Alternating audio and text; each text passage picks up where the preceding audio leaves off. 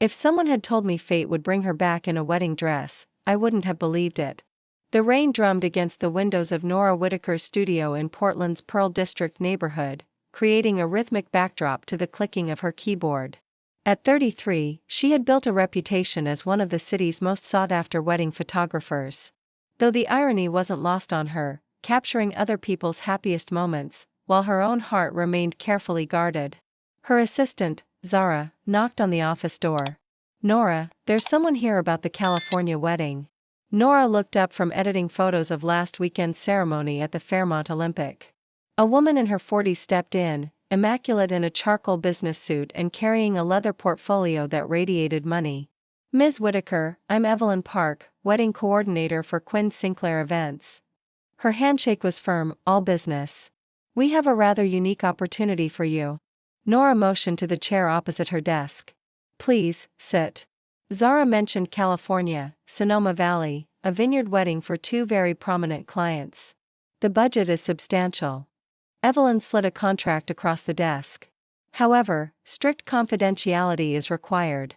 The clients guard their privacy fiercely." Nora skimmed the pages, eyebrows lifting at the compensation, a sum she didn't usually see over 3 months. "Generous," she said. "What exactly are the privacy terms?"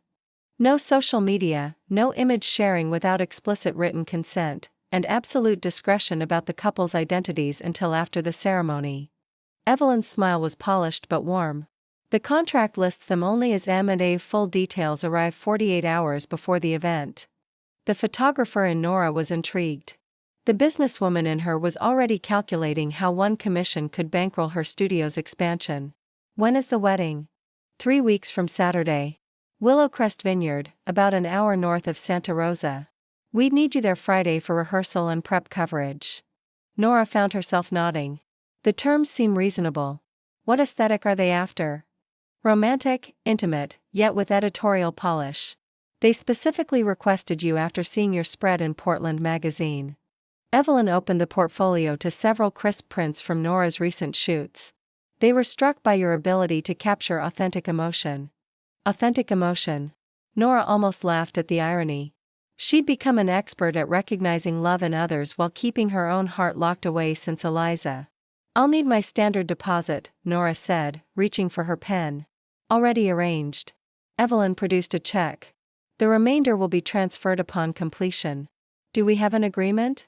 Nora signed the contract, her neat signature sealing what she assumed would be just another job. "I look forward to working with your clients." After Evelyn left, Zara peeked into the office. "That seemed intense." "Big wedding, apparently." Nora tucked the contract into her filing cabinet. "Sonoma Valley. Very hush clients. Ooh, celebrities could be. Or just very private people." Nora returned to her computer, but found herself staring at the screen without seeing it.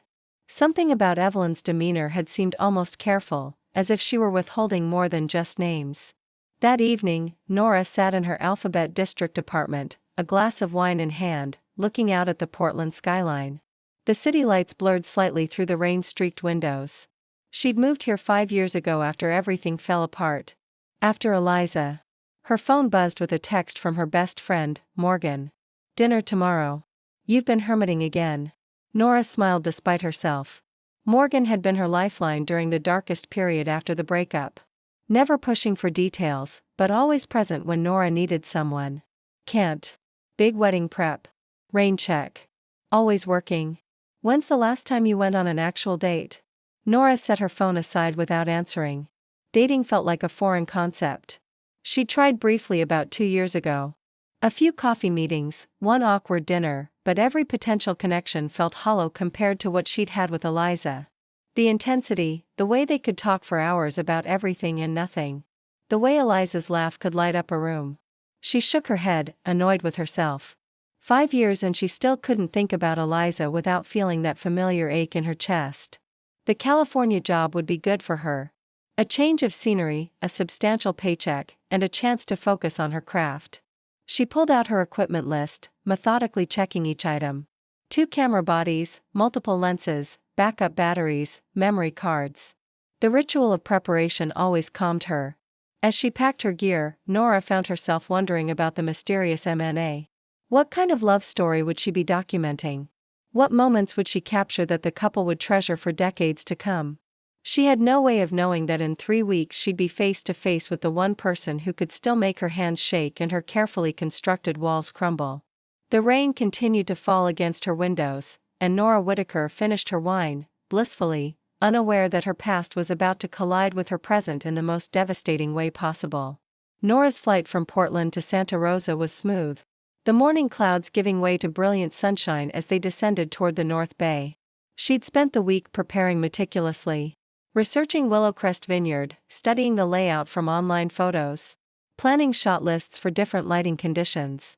The mystery surrounding her clients had only deepened when she received the final details 48 hours prior. The ceremony would be at sunset, reception under the stars, approximately 60 guests, and still just those initials. M&A, the rental car, a silver Honda Accord, handled the winding roads north of Santa Rosa beautifully. Nora had always loved this drive, the way the landscape transformed from urban sprawl to rolling hills dotted with vineyards. She'd made this journey once before, years ago, when she and Eliza had taken a weekend trip to wine country. They'd been 26 and 28 then, young and in love and convinced they had forever ahead of them.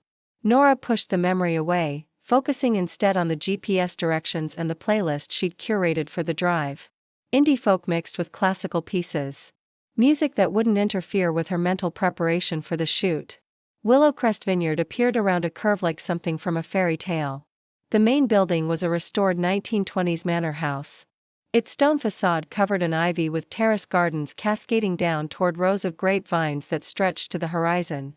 Nora pulled into the circular drive, noting the perfect positioning for golden hour photography. A young man in khakis and a polo shirt approached her car. "Miss Whitaker, I'm Evan, the venue coordinator. Welcome to Silverbrook." "Thank you. It's absolutely beautiful here." Nora gathered her camera bag and overnight case from the trunk. "I'd love to do a quick walkthrough before the rehearsal." "Of course, the bridal party is getting settled in the guest cottages and the grooms."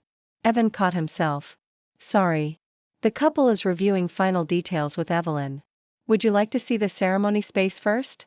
Nora nodded, following Evan along a stone path lined with lavender. The ceremony site took her breath away. A natural amphitheater formed by ancient oak trees with the vineyard valley spreading out below. White chairs were arranged in intimate rows and a simple wooden arch adorned with climbing roses marked where the couple would exchange vows. "The light here at sunset will be incredible," Nora murmured, already visualizing the shots. She pulled out her phone to take reference photos, noting the angle of the late afternoon sun. The couple specifically requested this spot. Evan said they wanted something that felt private, romantic, away from the world. As they walked back toward the main house, Nora caught sight of a group of women on the terrace, champagne glasses in hand, their laughter carrying on the warm afternoon breeze. The bridal party, she assumed. From this distance, she could make out flowing dresses in soft pastels, but not individual faces. "Would you like to meet the couple now?" Evan asked. "They're in the barrel room doing a final tasting with the sommelier." Nora's stomach fluttered with the familiar pre-wedding nerves. Meeting clients for the first time was always a delicate dance, establishing trust, understanding their vision, making them comfortable with having a camera document their most intimate moments. That would be perfect. They descended stone steps into the cool dimness of the barrel room. The space was atmospheric with barrel-lined walls and soft lighting that would be challenging but beautiful for photos. Nora could hear voices ahead. A sommelier explaining the notes in a particular vintage and two women responding with questions and laughter. One of the voices made Nora stop walking. It was impossible. Her mind was playing tricks on her, influenced by being back in wine country, by the romantic setting, by memories she'd thought were safely buried. But as they rounded the corner and the group came into view, Nora's world tilted on its axis. There, elegant in a flowing cream dress, her dark hair longer than Nora remembered, but still catching the light the same way, stood Eliza Quinn. She was holding a wine glass. Her head tilted in concentration as she listened to the sommelier. And she was exactly as beautiful as she'd been 5 years ago. Next to her stood a tall woman with short auburn hair and kind eyes. Her arm casually draped around Eliza's waist. The other bride. Nora's camera bag slipped from her shoulder, hitting the stone floor with a soft thud. Eliza looked up at the sound, and their eyes met across the barrel room. The color drained from Eliza's face. The wine glass trembled in her hand, and for a moment, Nora thought it might fall and shatter on the ancient stones. Nora? Eliza's voice was barely a whisper. The sommelier continued talking about tannins and oak aging, oblivious to the seismic shift that had just occurred. Evan looked between Nora and Eliza with confusion.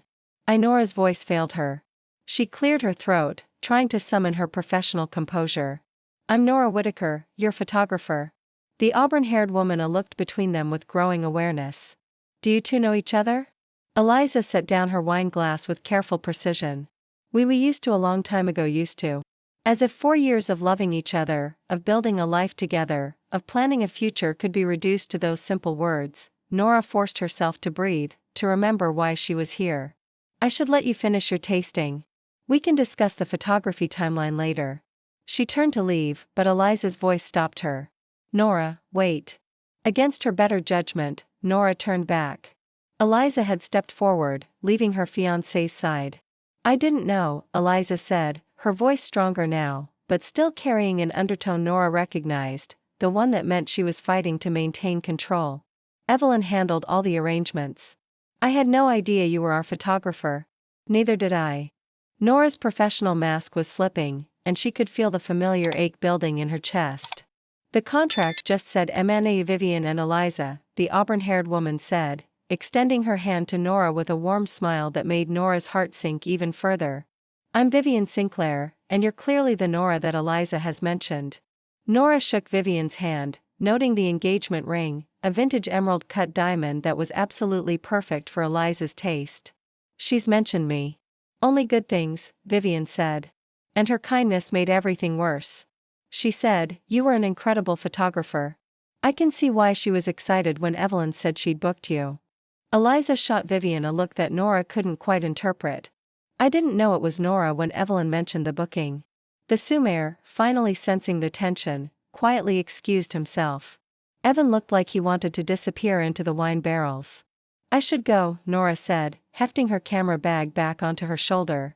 Let you finish your preparations. I'll be ready for the rehearsal at 5. She left before anyone could answer, legs carrying her up the stone steps and back into the hard afternoon light. Her hands trembled. Nausea rose. 5 years. 5 years of painstakingly rebuilding, of learning solitude, of convincing herself she was over Eliza Quinn, and now she was here to photograph Eliza's wedding to someone else. Someone genuinely lovely, which somehow made it infinitely worse. She reached the rental car before the tears found her. Nora sat there 20 minutes, knuckles white on the steering wheel, willing her breathing to settle. Sun hammered the windshield. From the distance came the wedding's prelude, vendors unloading, staff setting tables, the soft machinery of celebration humming to life. She had to be professional. This was her work, her livelihood, her name. Whatever history lingered between her and Eliza had to be set aside so she could do the job she'd been hired to do. But God, it hurt. Her phone buzzed. Morgan. How's wine country? Getting any good shots? Nora stared at the screen, at a loss. How to say she was about to shoot her ex-girlfriend's wedding? That the woman she'd never quite stopped loving was marrying someone else in a picture book setting? She typed, just arrived. Beautiful venue. True enough. She forced herself out of the car and hauled gear from the trunk. The familiar weight of her camera steadied her, reminding her who she was now, Nora Whitaker, professional photographer. Successful business owner, a life built without Eliza Quinn. The guest cottage assigned to her was charming. A small stone place veiled in climbing roses, vineyard views sweeping beyond. Nora unpacked with deliberate care, dress for tomorrow on a hanger, batteries on charge, lenses arranged in their slots. Routine pulled her pulse down from a sprint. A soft knock interrupted. Nora opened the door to find Eliza on the tiny porch, uncertainty written in a way that was painfully familiar. Hi, Eliza said quietly. Nora didn't invite her in, but she didn't close the door. I wanted to apologize for the surprise. I honestly didn't know Evelyn had booked you. You don't need to apologize. Nora kept her tone even. It's a job. I'm here to work. Eliza flinched at the chill in her voice. I know this is awkward. If you want to leave, I'll make sure you're paid in full. I can call Evelyn and I'm not leaving. It came out sharper than Nora intended. I signed a contract. I honor my commitments. The rest hung there between them, unlike some people. Color rose in Eliza's cheeks, and Nora regretted the jab almost instantly. "I'm sorry," she said quickly. "That was unprofessional." "No, I deserve that." Eliza looked down, twisting the engagement ring around her finger. "Nora, about how things ended between us." "Don't." Nora stepped back, putting more distance between them. "Please. That was a long time ago. We're different people now, are we?" Eliza looked up and Nora saw a flash of the woman she'd once known. Vulnerable, searching, achingly beautiful. "Because standing here looking at you. It doesn't feel like that long ago." Nora's resolve wavered for a moment. She wanted to ask so many questions. Why Eliza had left without explanation. Why she'd never returned Nora's calls, whether she'd ever thought about what they'd had together. But those questions belonged to a different version of herself, one who still believed in forever. "You're getting married tomorrow," Nora said instead. "To someone who clearly loves you very much. That's what matters now." "Vivian is wonderful," Eliza said. But there was something in her voice, a note of something Nora couldn't quite identify.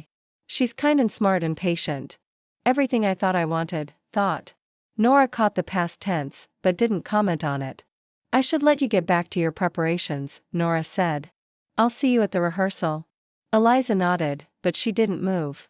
"Nora, for what it's worth, I'm glad you're successful. Your work is beautiful. I've followed your career." The admission hit Nora like a physical blow. "You followed my career?" "I Google you sometimes," Eliza said quietly. "I saw the Portland magazine feature and your website. You've built something amazing." Nora didn't know what to say to that. The idea that Eliza had been keeping track of her life, even peripherally, was both comforting and devastating. "I should go," Eliza said finally. "Vivian is probably wondering where I am." She turned to leave, then paused. "Nora, thank you for staying, for being professional about this. I know it can't be easy." After Eliza left, Nora closed the door and leaned against it, her heart pounding. She felt like she was 18 again, overwhelmed by emotions she couldn't control or understand. Her phone rang, Morgan's name on the screen. "Hey," Nora answered, grateful for the distraction. "You sound weird." "What's wrong?" Nora closed her eyes. Morgan knew her too well. "Nothing. Just wedding prep stress. I've heard you before weddings. This is different." "What happened?" Nora found herself telling Morgan everything. The mysterious contract, the arrival at the vineyard, the moment she'd seen Eliza in the barrel room. Morgan listened without interruption, occasionally making small sounds of sympathy or disbelief. "Jesus, Nora, what are the odds?" "Apparently higher than I thought." Nora sank into the cottage's small armchair. "I don't know if I can do this, Morgan. Watching her marry someone else, capturing their happiness. It feels like torture, but you're going to do it anyway." "Yes, because you're a professional." "Because I'm a professional," Nora agreed. "And because running away won't change anything. She's still getting married. She's still chosen someone else. Whether I'm here to photograph it or not, you know," Morgan said carefully. "Maybe this is what you need. Closure. A chance to see that she's moved on. That what you had is really over." Nora wasn't sure she wanted closure. Closure meant accepting that Eliza was truly lost to her. That the love they'd shared was just a chapter in both their lives rather than the whole story. "I have to go," Nora said. "Rehearsal starts in an hour. Call me tomorrow night after it's over." "I will." Nora hung up and looked at herself in the cottage's antique mirror. She looked pale, shaken, but she could fix that with makeup. She could put on her professional armor, black dress, comfortable shoes, cameras around her neck, and become Nora Whitaker, wedding photographer, rather than Nora Whitaker, woman with a broken heart. She had one more night to get through. And then tomorrow, she would document the wedding of the woman she'd never stopped loving to someone else. The rehearsal would be starting soon, and Nora needed to be ready to capture every moment of Eliza's happiness, even if it killed her.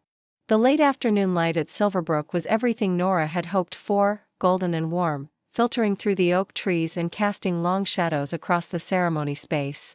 She arrived early, using the time to scout angles and test her light meter readings.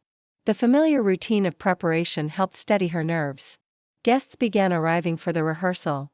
Family members and close friends all dressed casually but elegantly for the wine country setting. Nora recognized the type immediately. Successful professionals, the kind of people who smeared in the Hamptons and had art collections. Eliza's world had always been more polished than Nora's, though she'd never made Nora feel less than during their relationship. Nora.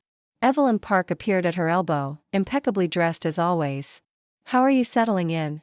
Is the cottage comfortable? Perfect, thank you. Nora adjusted her camera strap. I've done a preliminary scout of the ceremony space. The light should be beautiful tomorrow. Wonderful. I should mention the couple has requested minimal photography during the rehearsal itself. Just a few candid shots, nothing formal.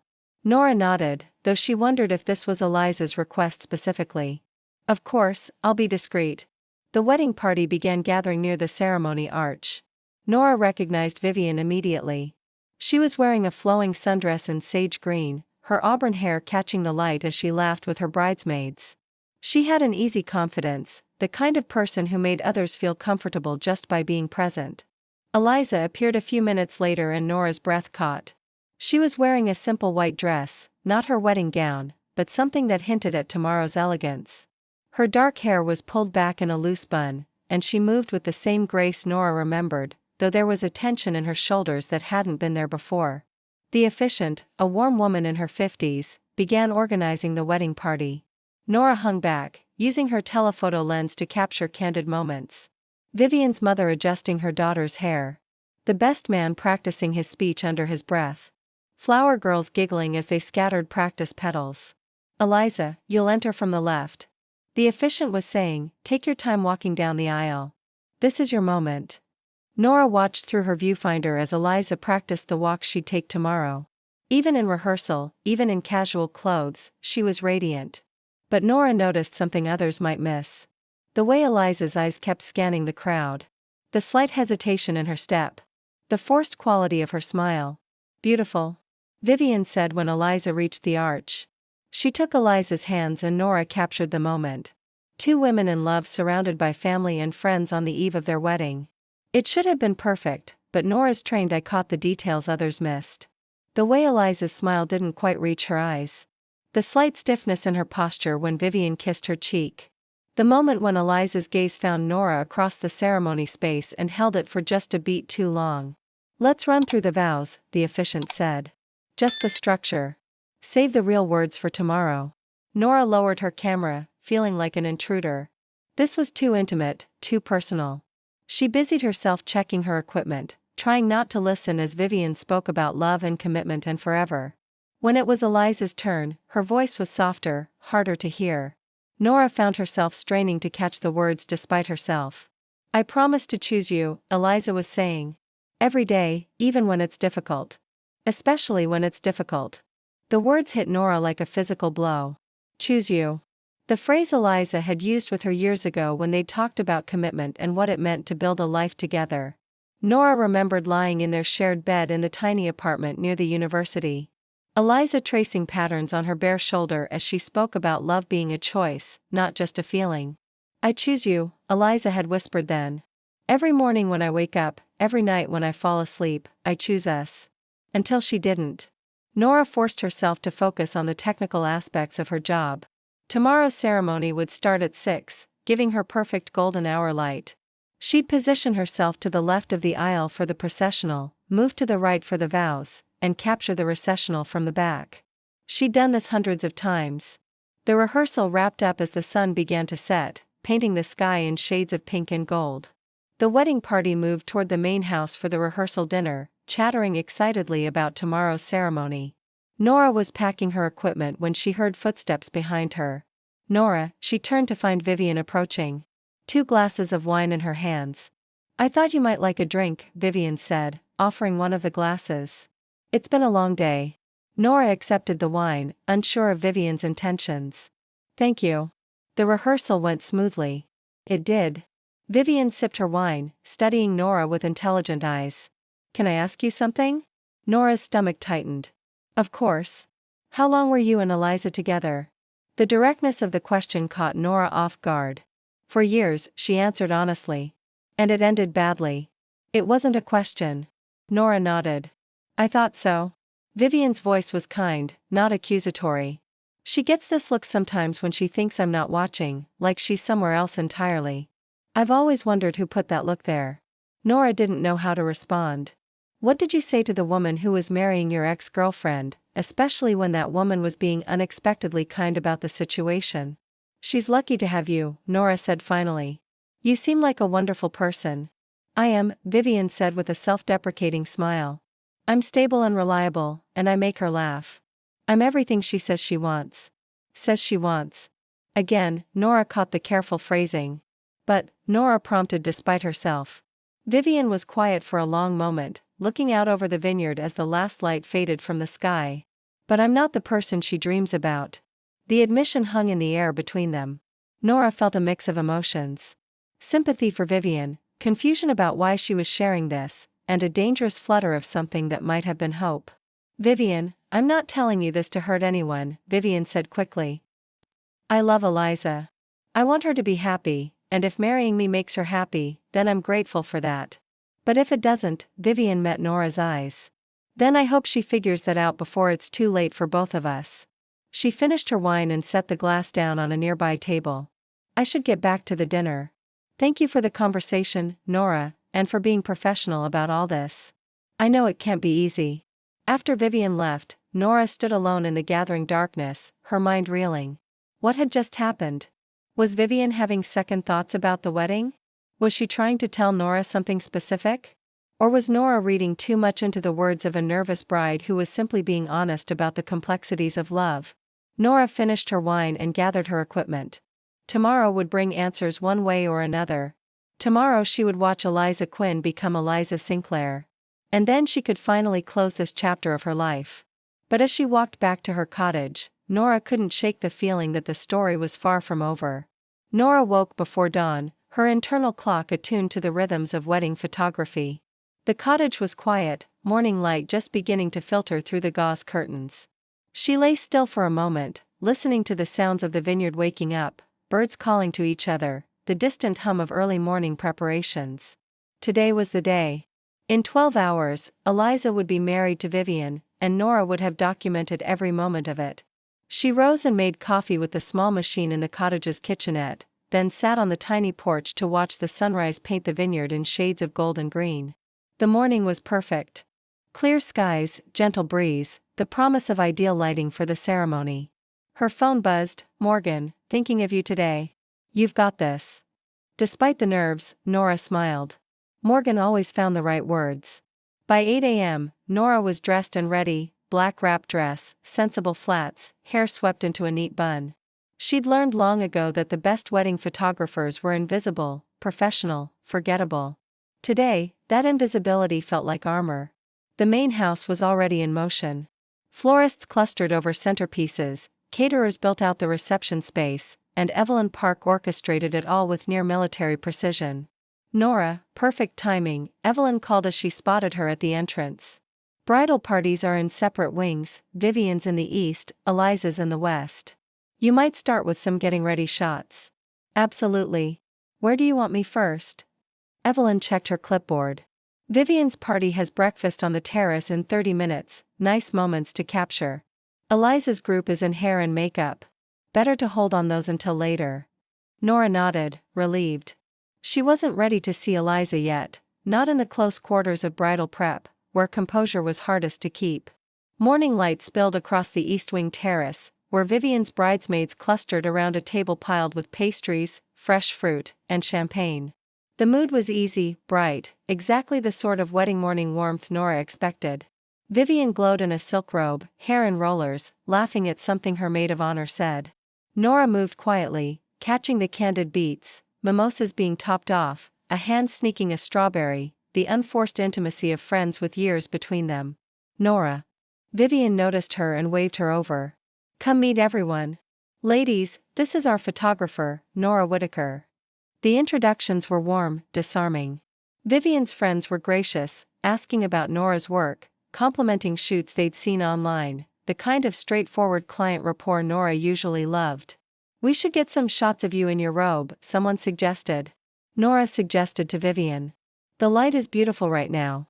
For the next hour, Nora worked with practice efficiency, capturing the ritual of wedding morning preparation. Vivian getting her hair styled, the bridesmaids helping each other with jewelry, quiet moments of anticipation and excitement. I should check on the other bridal party, Nora said eventually. Get some shots of their preparations, too. Of course, Vivian said. She was in her wedding dress now, a stunning creation of silk and lace that fit her perfectly. Nora, thank you for making this easy. I know the situation is complicated. Nora nodded, not trusting herself to speak. Vivian looked beautiful, happy every inch the radiant bride. It made everything more difficult somehow. The West Wing was quieter, more subdued. Nora could hear soft music playing and the murmur of conversation as she approached the bridal suite. She knocked softly on the door. Come in, called a voice she didn't recognize. The suite was elegant, decorated in soft blues and whites. Eliza sat at a vanity while a makeup artist worked on her face, her hair already styled in an intricate updo that left her neck bare. She was wearing a silk robe similar to Vivian's and she looked Nora's breath caught. Eliza looked exactly as beautiful as she had 5 years ago. But there was something different. A sadness around her eyes that makeup couldn't quite conceal. Nora, Eliza said softly, meeting her eyes in the vanity mirror. I was wondering when you'd make it over here. Just getting some preparation shots, Nora said, raising her camera. Don't mind me, but it was impossible to be invisible in the intimate space. There were only 3 bridesmaids. Eliza had always preferred small gatherings, and they all seemed to sense the tension that had entered the room with Nora. Nora worked quickly, capturing the details. Eliza's dress hanging by the window, her shoes placed carefully on the bed, the delicate jewelry laid out on the dresser. She tried to focus on the technical aspects, the composition and lighting. Anything but the way Eliza's presence filled the room.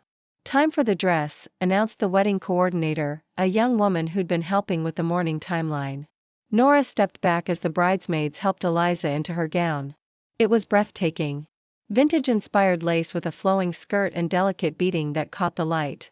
Eliza had always had impeccable taste, and this dress was perfect for her. But as the bridesmaids fastened the dozens of tiny buttons up the back, Nora noticed Eliza's hands shaking slightly. Nervous? Asked one of the bridesmaids. Tessa, Nora remembered from the introductions. A little, Eliza admitted. It's a big day. Nora captured the moment. Eliza in her wedding dress, surrounded by her closest friends, preparing to marry the woman she loved. It should have been a perfect shot, full of joy and anticipation. Instead, Nora saw the tension in Eliza's shoulders, the forced quality of her smile, the way her eyes kept finding Nora's in the mirror. I need some air, Eliza said suddenly. Just for a minute. She stepped out onto the suite's private balcony, and after a moment's hesitation, Nora followed. The balcony overlooked the ceremony space where staff were making final preparations. White chairs arranged in perfect rows, the arch decorated with roses and greenery. Everything ready for the 6 o'clock ceremony.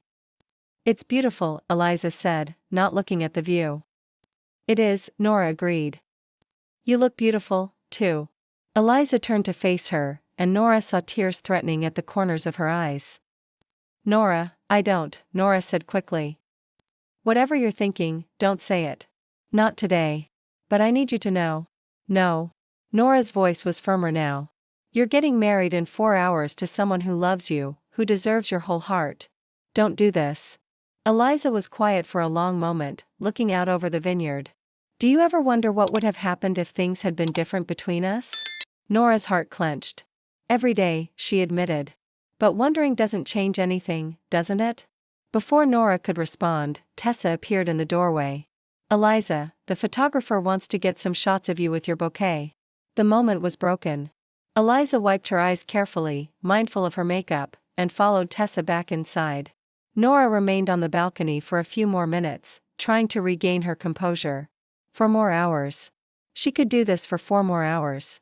But as she watched the final preparations below, Nora couldn't shake the feeling that something was about to change.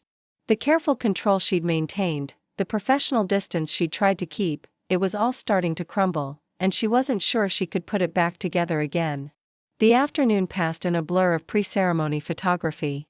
Nora captured the details that would matter years from now. The rings nestled in a vintage box, the handwritten vows folded carefully in Vivian's purse, the bouquets arranged by the florist with mathematical precision. She photographed the groomsmen, Vivian's side, adjusting their ties and the bridesmaids touching up their lipstick. But through it all, Nora felt like she was watching everything through a haze. Her professional instincts guided her movements, but her heart was somewhere else entirely. At 4 o'clock, she found herself alone in the main house's library, a quiet refuge from the wedding preparations. She was reviewing the morning shots on her camera's LCD screen when she heard footsteps, hiding out. Nora looked up to find Eliza's mother, Laura Quinn, standing in the doorway. Laura had aged gracefully in the 5 years since Nora had last seen her, silver hair cut in an elegant bob, wearing a navy dress that spoke of understated wealth. "Mrs. Quinn," Nora said, standing.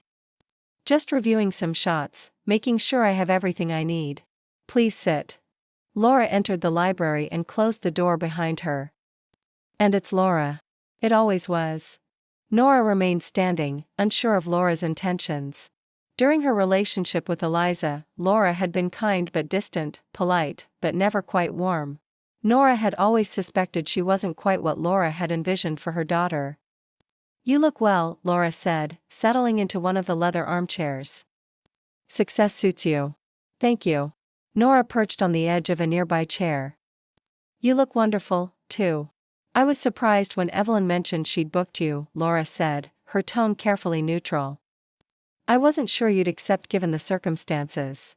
"It's my job," Nora said simply. Laura studied her for a long moment. "You know, I always liked you, Nora. You made Eliza happy in a way I hadn't seen before, or since."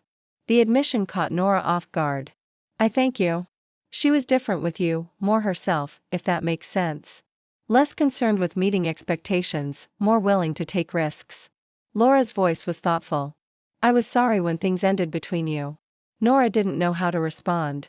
This conversation felt dangerous, too close to emotions she was trying to keep buried. "Vivian is lovely," Nora said carefully. "She is." Laura agreed. "She's everything Eliza says she wants. Stable, successful, from a good family. She checks all the boxes. Says she wants." There was that phrase again. But Nora prompted despite herself. Laura was quiet for a long moment, looking out the library's tall windows toward the vineyard. "But I've never seen Eliza look at Vivian the way she used to look at you." The words hit Nora like a physical blow. She gripped the arms of her chair, trying to maintain her composure. "Mrs. Quinn, Laura, I don't think this is appropriate. Eliza is getting married in 2 hours." "I know." Laura's voice was sad, "and maybe that's for the best. Maybe safe and stable is what she needs now. Maybe what you two had was too intense to last." "It didn't last," Nora pointed out.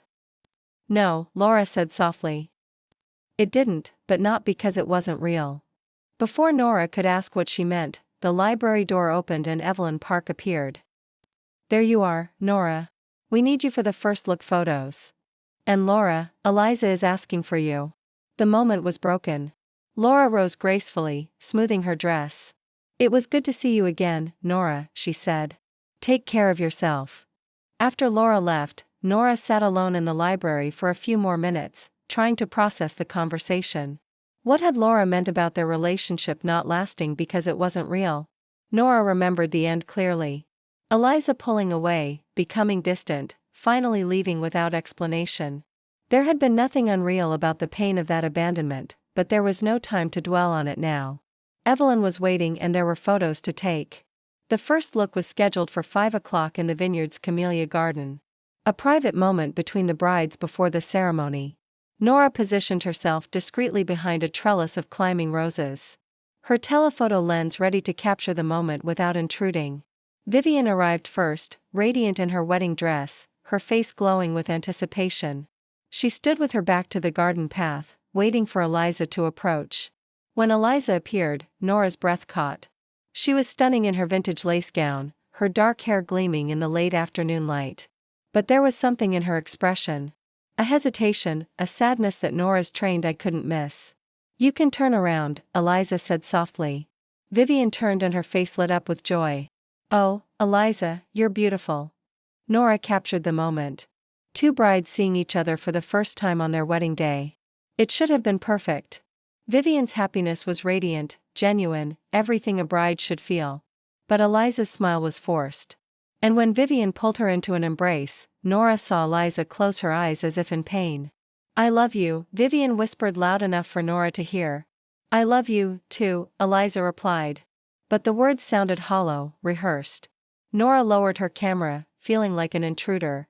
This was too intimate, too painful to witness. She was about to step away when she heard Eliza's voice. Stronger now. "Vivian, I need to tell you something." Nora froze. Through her viewfinder, she could see Vivian's face change. Concern replacing joy. "What is it?" Vivian asked. Eliza took a deep breath and Nora realized she was holding her own breath. Waiting. Eliza started then stopped. She looked around the garden, and for a moment her eyes found Nora's hiding spot. Their gazes met across the roses, and Nora saw something in Eliza's expression. A plea, a question, a moment of desperate uncertainty. Then Eliza looked back at Vivian and forced another smile. "I just wanted to say thank you for being patient with me, for understanding that this is all a bit overwhelming." Vivian's relief was visible. "Of course, darling. It's a big day. Are you ready?" Eliza nodded. Though Nora could see the lie in her posture. "I'm ready." But as the two brides walked back toward the main house to prepare for the ceremony, Nora remained hidden in the camellia garden, her heart pounding. Eliza had been about to say something else, something important. And the look she'd given Nora in that moment of hesitation. It had been full of longing, regret, and something that looked dangerously like love. Nora checked her watch. 1 hour until the ceremony. 1 hour until Eliza Quinn became Eliza Sinclair. And this chapter of Nora's life closed forever, unless it didn't. The golden hour light at Willowcrest Vineyard was everything Nora had hoped for as a photographer and everything she dreaded as a woman. The ceremony space was transformed. 60 guests seated in neat rows. The oak trees draped with fairy lights that would twinkle as darkness fell. The arch of roses and greenery framing the spot where Eliza would promise her life to someone else. Nora positioned herself to the left of the aisle, her cameras ready, her professional mask firmly in place. She'd photographed over 200 weddings, but none had felt as surreal as this one. The string quartet began playing, and the processional started. Vivian's bridesmaids walked down the aisle first, elegant in their sage green dresses, followed by Eliza's bridesmaids in complementary dusty blue. Nora captured each moment, the careful choreography of a wedding ceremony unfolding exactly as rehearsed. Then came Vivian, escorted by her father, radiant in her silk and lace gown. She practically glowed with happiness, her smile genuine and bright as she walked toward her future. Nora photographed her approach, the way the light caught her auburn hair, the joy on her father's face as he prepared to give away his daughter. The music changed. Pell's canon, traditional and beautiful, and the guests rose as one. Eliza appeared at the back of the aisle. Even through her camera lens, Nora felt the impact of seeing Eliza in her wedding dress, walking toward a life that didn't include her. Eliza was breathtaking, moving with the same grace Nora remembered, her vintage lace gown flowing behind her as she walked alone down the aisle. Her choice, she'd always been independent. But Nora's trained eye caught what others might miss. The slight tremor in Eliza's hands as she held her bouquet. The way her eyes seemed to search the crowd rather than focus on Vivian waiting at the altar. The pause barely perceptible when her gaze found Nora's. For a moment, time stopped. Eliza looked directly at Nora, and in that look was everything they'd never said to each other.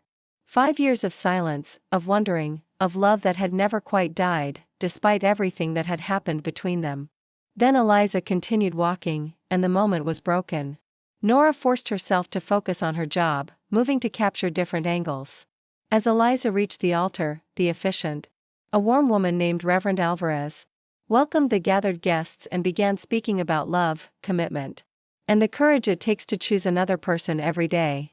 Marriage, Reverend Alvarez said, is not just about the love you feel today, but about the choice to keep loving even when it's difficult. Even when life tests that love. Nora lowered her camera for a moment, the words hitting too close to home.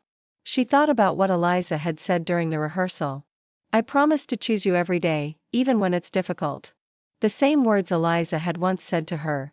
Vivian and Eliza have written their own vows, the Reverend continued. "Vivian, would you like to begin?"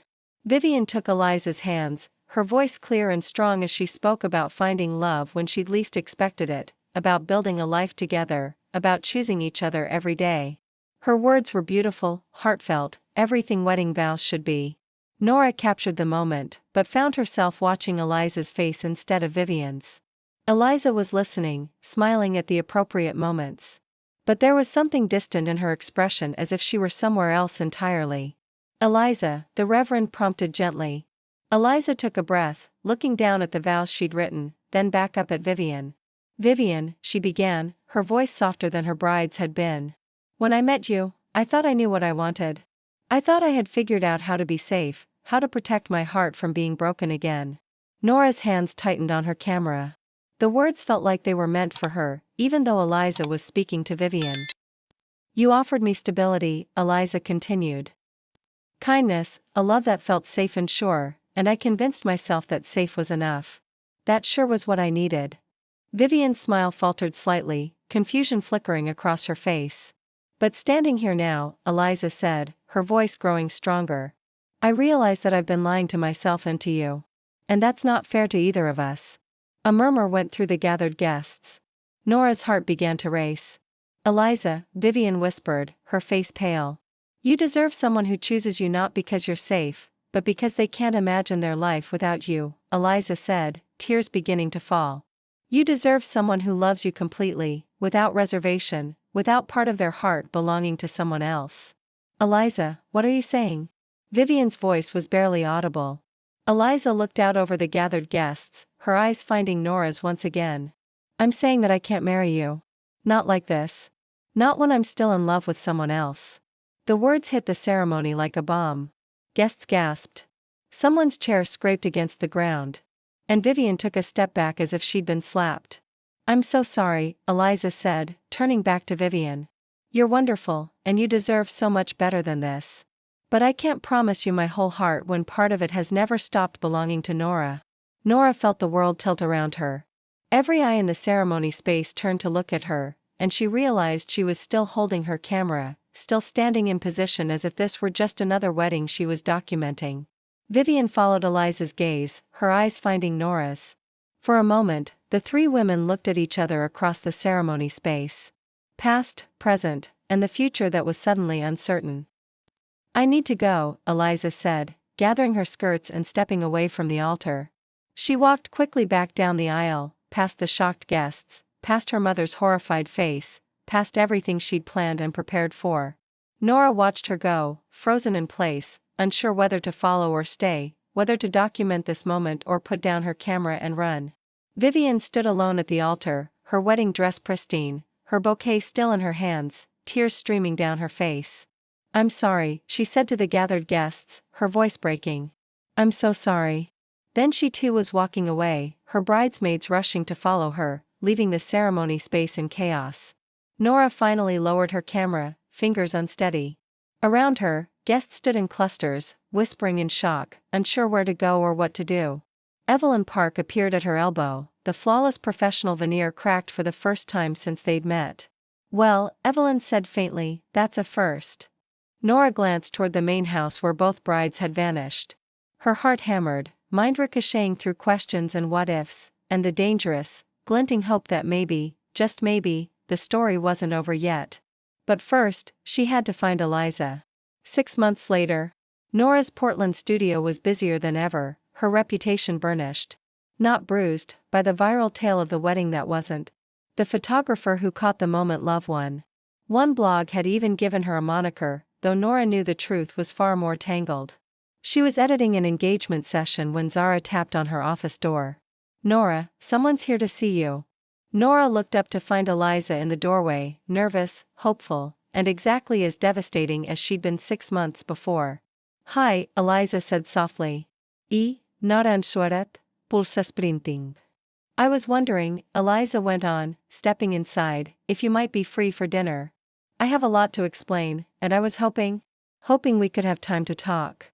Nora studied her, this woman who'd broken her heart, who had walked away from a wedding to declare her love, who had spent half a year finding her way back.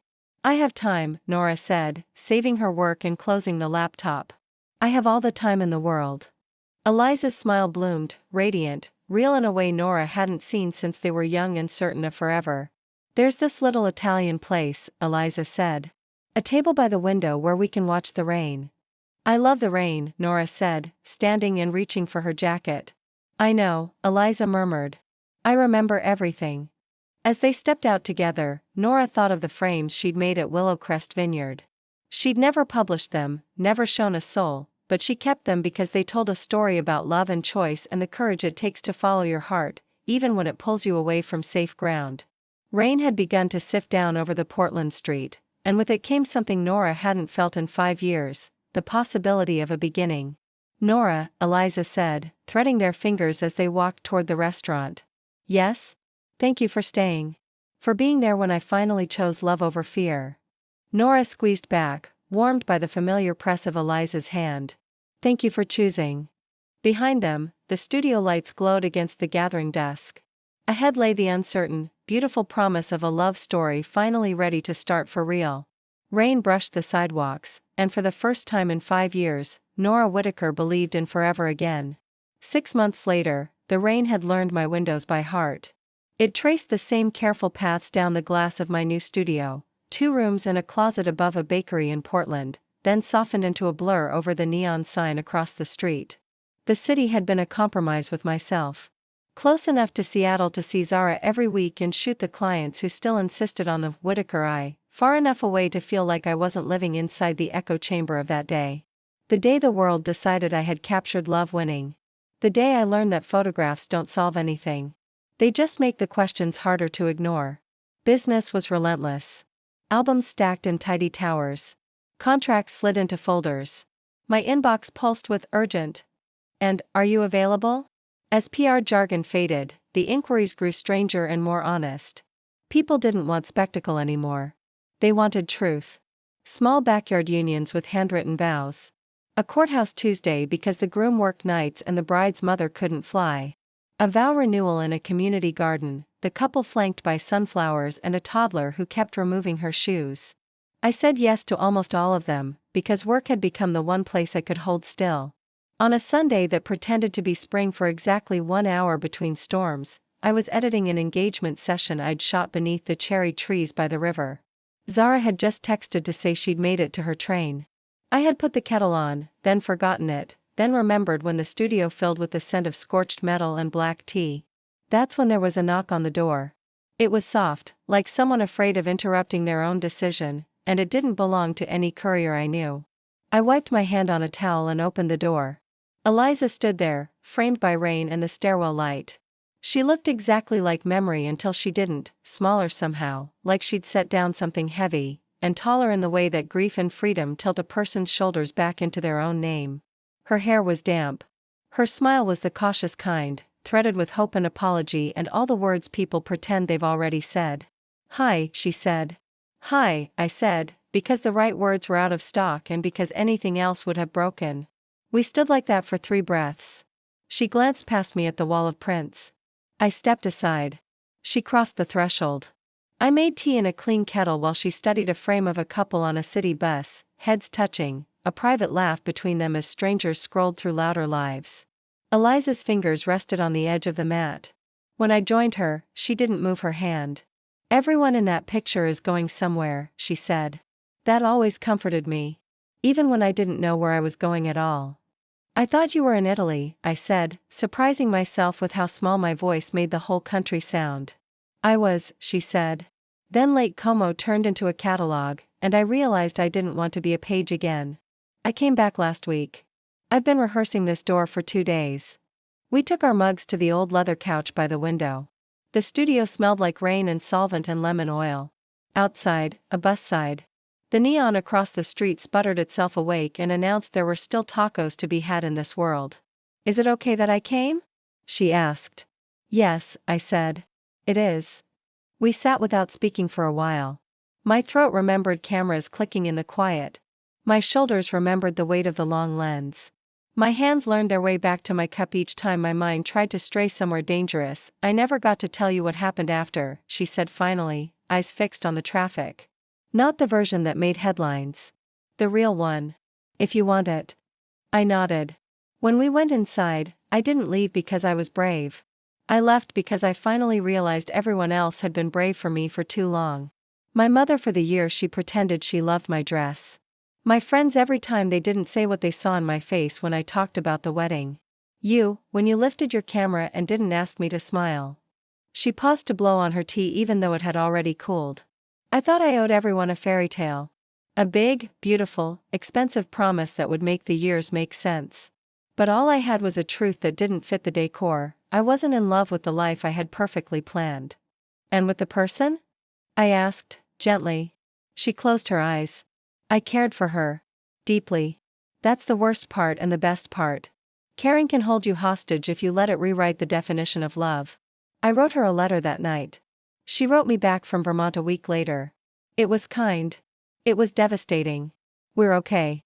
The relief that moved through me was not noble. It was tidal and selfish and bright. I looked down at my cup and said, I'm glad she's all right. She is, Eliza said. She's building a cabin on her sister's property. She sent me a picture with a goat that hates her. It's hilarious. We both laughed, surprised by the sound. What about you? I asked. What are you building? A schedule that belongs to me, she said. I got a job at a community arts center.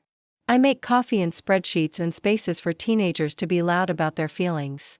I take the bus because it reminds me I'm a person.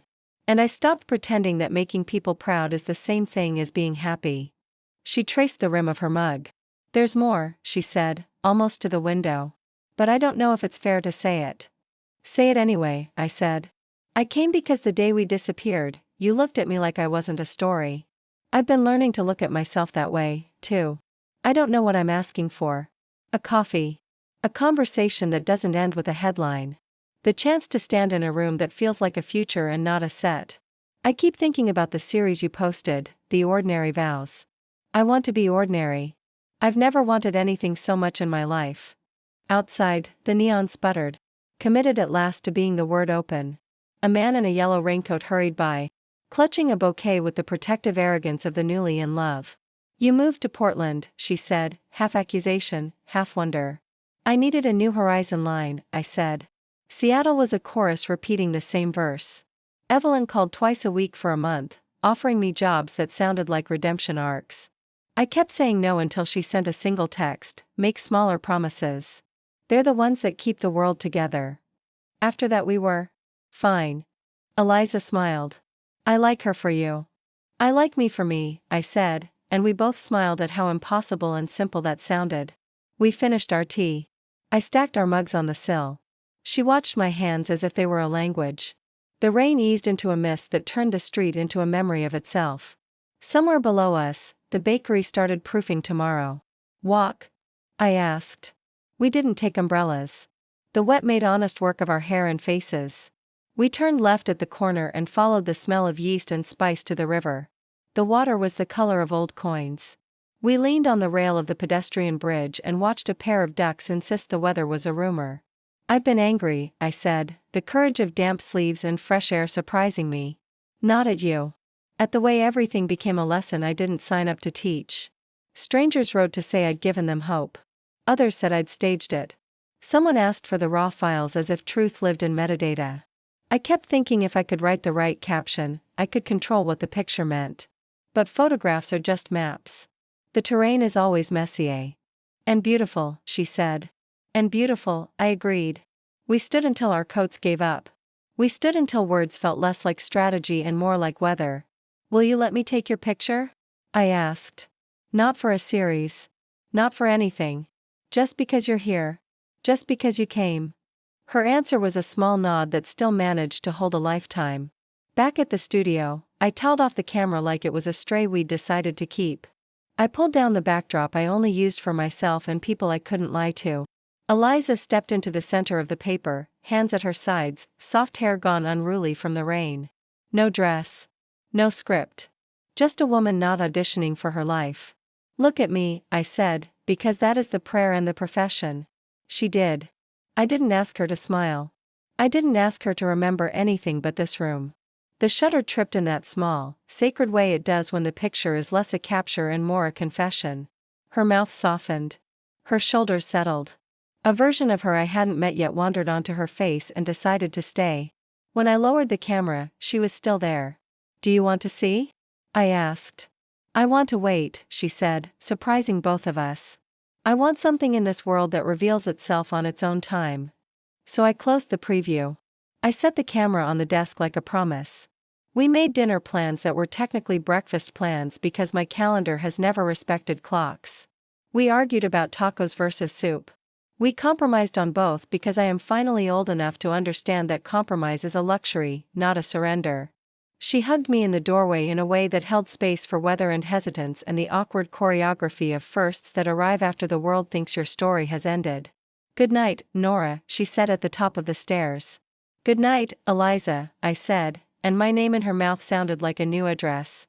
After she left, I turned off the overheads and let the street pour its neon into the dark.